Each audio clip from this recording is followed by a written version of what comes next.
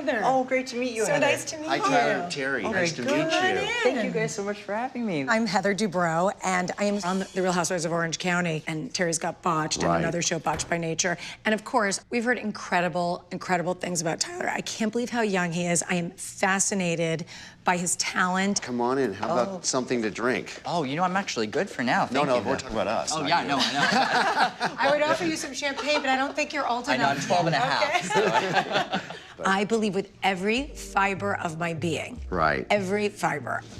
Okay. Great. I'm a non-believer who's completely open to it, and I listen to it, and I act on it. So what does that make me? A believer. A moron. I don't know. So let me guess. Yeah. The most common question you get asked is? Lottery numbers? No. No. Stock market? No. No. Ready? What is it? Do you see dead people? I do. Oh, from the movie? Right?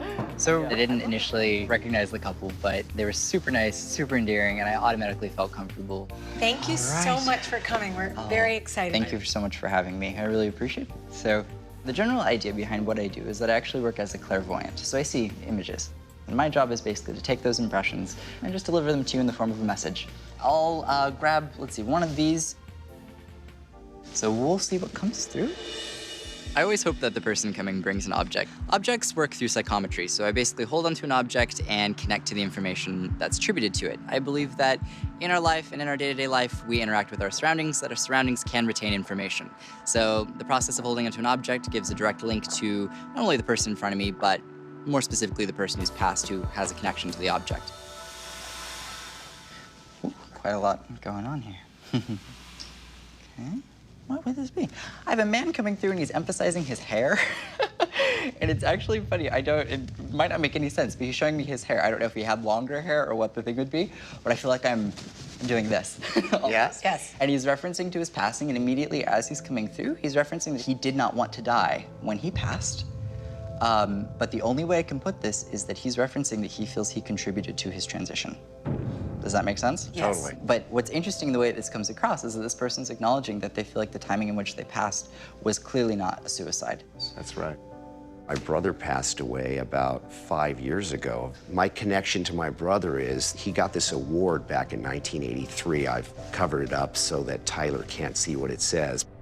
But he had a very untimely death in a situation where we weren't speaking. I felt guilty about things, and then he left my mother alone. He was very close to my mother. He never met my kids.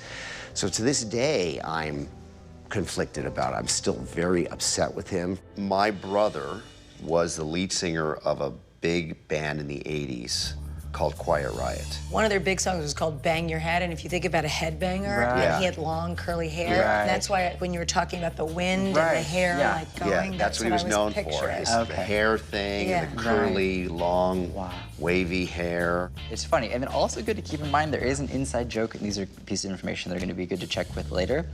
There's a joke about a whoopee cushion, because it's like there was like a joke about it, but not that someone just sat on a whoopee cushion. My brother had this amazing, disgusting ability to fart on command. He's one of the only people I know who could just sort of spontaneously pass gas. He was just a crazy, high-energy individual. Best memory I've ever had with my brother was in 1983. He had just sold out the Los Angeles Forum, and we had a very complicated relationship. His album was #1 on the charts, on the Billboard charts. It was a big time in his life. And I was backstage, and he says to me, "Come here, I want to show you something." And he opens up the curtains, and I could see 14,000 lighters lit for him. And he puts a towel around me. He just whizzes me around the backstage, and he goes, "Is this incredible?" And I could just see lighters, and it was just a surreal moment. They were just chanting, "Quiet riot, quiet riot," and he was about to go out. This feels like a drug overdose. Yes. Exactly what it was. He's referencing to the fact that he mixed two drugs.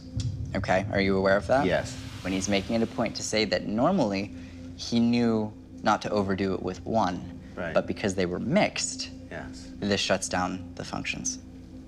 Yeah, I feel like I'm using like an upper and a downer is kind of the way to describe it. Does that make sense? Exactly right. That's exactly right. Okay. cocaine and Ambien. Okay. There was this song about this rock star, and the chorus in the song was, died in his bed, bottle of sleeping tablets by his head. And I used to warn Kevin, you're gonna be that song lyric. And that's exactly how he died. This is gonna sound probably kind of odd. He knew that he was not going to live a full life. Couldn't envision himself as an old man, is the way I would kind of put it. I don't see myself. When I'm looking at his temperament and his personality, Right. From his perspective, he feels like he was stubborn, with you in particular. It seems like a lot of this is kind of petty. Like there's just stupid, petty crap that should not have contributed to that much of a disconnect. And he takes accountability.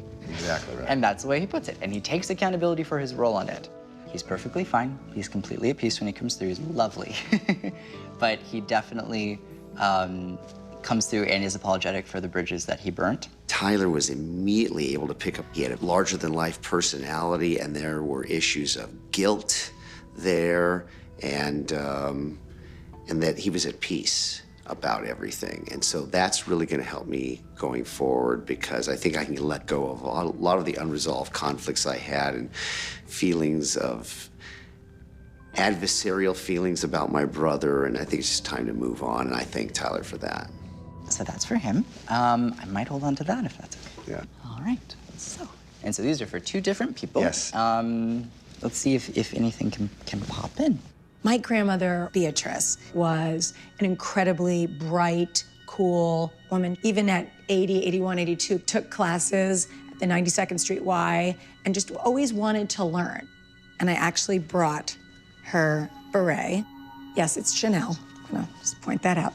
It's a little vintage Chanel. It's too small for my head or I'd wear it, but I actually just kept it so I could give it to my girls. But then it seemed inappropriate to give them a Chanel hat, so now I just have it in my closet. She passed away from cancer. So, I just want to hear that she's like, living large wherever she is and having a ball, and she deserves it.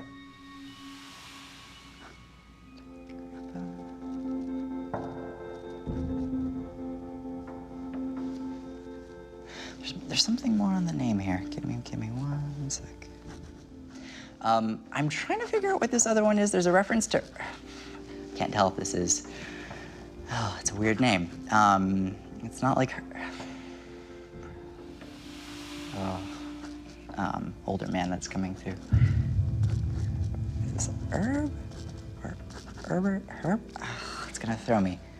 If someone, I don't know what this would be. If someone has a weird, like, H name, sometimes we'll see a connection, but let me see what this would be.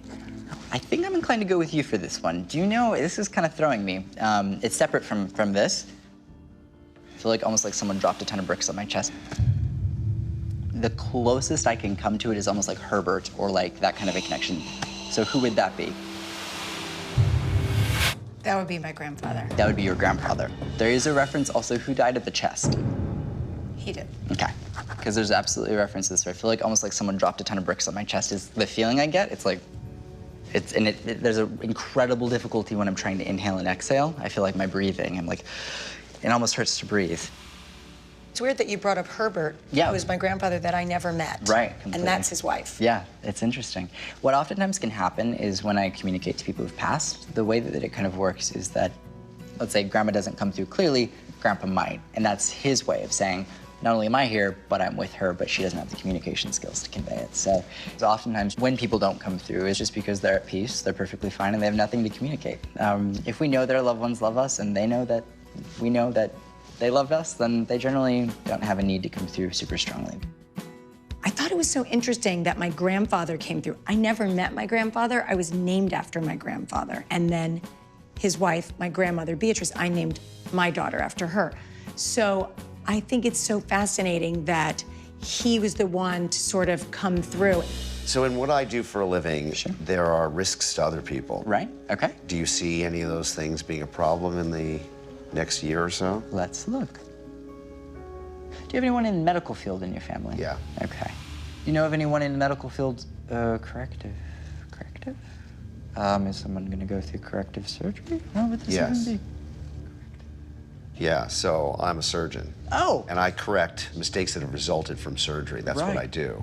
That's Yeah. very good. That's just what comes through. Right. So I'm referencing to basically someone who would have an open wound, and I'm saying necrotic tissue with breasts in some form of either bad, like awful plastic surgery. From what I did? No, but from what was done. When this happens, because this particular case has yet to happen, when it does, really kind of assess whether you can really do it or not, because it's really extreme. There's a lot of scar tissue. It looks like this would be very difficult to even stretch. Like, it's kind of a weird thing. It just doesn't feel like this could work. So that's good to keep in mind, but... So you're saying don't do it? I would say don't do it when you're faced with this particular case. You mean this Tuesday's case I shouldn't be doing? Oh, God, okay. That's this Tuesday's case? Yes. It's a very high-risk breast problem with skin that was damaged as a result of infection and skin death. Is it an open wound? It was an open wound. Okay. It's not a guaranteed failure. It's not a guaranteed failure, it's just the odds are kind of against you, is what I would say. He's gonna call you and say, I told you so. Right. I will tell you, the surgery's so difficult, the odds are always against us. Sure, I bet. There's still hope, but there is reference to 2 additional surgeries, so that might not be a bad thing. It could mean that one gets done and then we need another. Cancel the case. Yeah. Tyler's intuition is so accurate, and I know he's got such a really strong medical intuition ability that maybe I'll put him in a pair of scrubs, a gown, and a mask and bring him in the operating room. We try to live our lives as clean as possible. Yep. Is there anything that you need to be doing more of to stay on a good path? Good to keep in mind for you, your body will not process dairy in the normal way. So milk will create a problem for you. By the way, Yep. Thank you. You're welcome. Irrefutable proof from Tyler. That explains the gas with the milk injection. There No, is- that's your issue. Sorry, I don't eat dairy. What about health issues for me? You have a susceptibility to sleep apnea. He snores like you do not believe. Yeah. I do not. No bueno. That's when Definitely. you give him the shove. And then you have a little bit of a susceptibility to a little bit of a blood pressure thing, but slight. That just happened. Yeah. That just Yeah. happened. My blood pressure just... Yeah, we got that last American Express bill, and then it started from there. Heather and Terry were awesome. I don't even think they cared whether I recognized them or not. Thank you guys. so Thank much. you. You Thank guys you are awesome. for doing Oh this. my- They're amazing, beautiful energy. And the chemistry that they have a couple is amazing. Thank you take so care. much. Drive carefully. All right, we'll do. Thank you Okay. guys. He doesn't have to No, drive no, 'cause carefully. he knows what's in the road. Drive recklessly. Oh, have a Of good course. time. That was crazy. Wow, he is such an incredible talent. Tyler is amazing. Isn't his energy just beautiful? Yeah, I mean, he felt like he was diving into your soul and pulling out what your future is going to read, He's incredible. Hey dolls, we have a new show for you to keep up with all things Kardashian. Every week, we're gonna be breaking down the drama, the relationships. Check it all out right here. New episodes drop every Thursday. Oh! Not the best high five, Yeah. but we're good co-hosts.